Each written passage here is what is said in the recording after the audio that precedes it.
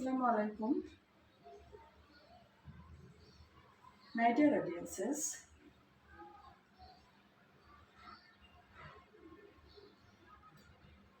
Welcome to a new spoken class. I am going to start a new spoken class with some English words.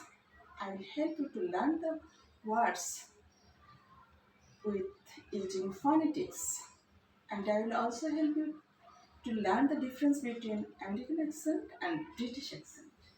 Here, I have written some digits in English from 11 to 22.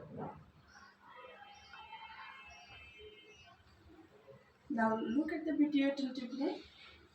11, 11, British accent and American accent. Same. 12, 13, ব্রিটিশরা বলছে 13, মাঝখানে আরটা উচ্চারণ করছে না। 14 কে বলছে 14, আর আমেরিকানরা বলছে 13, 14, ক্লিয়ার।